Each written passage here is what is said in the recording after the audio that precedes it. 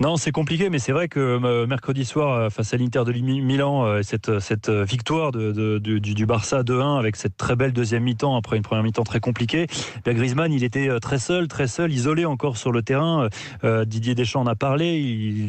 Tout le monde a un peu de mal à comprendre ce positionnement un peu esselé à gauche. Il n'a pas eu de peau entre guillemets parce que c'est Suarez qui fait un superbe match et qui inscrit les 2 buts. Et Griezmann semble isolé dans le vestiaire. On en avait parlé dès cet été. Messi n'avait pas vraiment envie qu'ils viennent. J'étais au match du Barça et on l'a vu sortir on a vu sortir Griezmann. Il était côte à côte de Dembélé, le joueur avec qui il s'entend bien, mais on sent qu'il est un peu seul. Et il a surpris tout le monde mardi soir en conférence de presse d'avant-match quand on lui demande alors quelles sont vos relations avec Messi. Et voilà ce qu'il répond. On peut l'écouter. En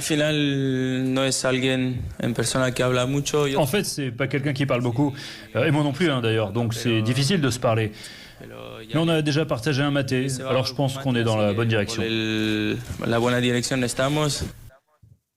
Voilà, donc ça c'est une déclaration qui a surpris. Il y a eu une espèce de frémissement dans la salle de conférence de presse, et c'est des propos qui visiblement, qui a priori n'ont pas tellement plu à Lionel Messi ni à Luis Suarez, l'autre camp entre guillemets, même si le lendemain Messi sort en zone mixte et puis on lui demande avec Griezmann comment ça se passe. Messi a un peu évacué la question, on l'écoute.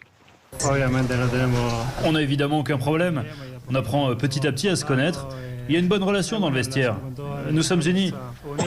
Il faut espérer que ça va continuer dans cette dynamique. Bon, il fait de la politique, Lionel Messi, absolument, comme il a l'habitude de le faire depuis très longtemps pour répondre aux journalistes. Il va falloir des litres et des litres de maté, je crois, pour vraiment que ces deux joueurs s'entendent à merveille, aussi bien sur le terrain qu'en dehors. Mais c'est un vrai problème et on espère que ça ne va pas perdurer pour Antoine Griezmann au sein de cette équipe du Barça, avec Lionel Messi qui est évidemment le maître incontesté de cette équipe.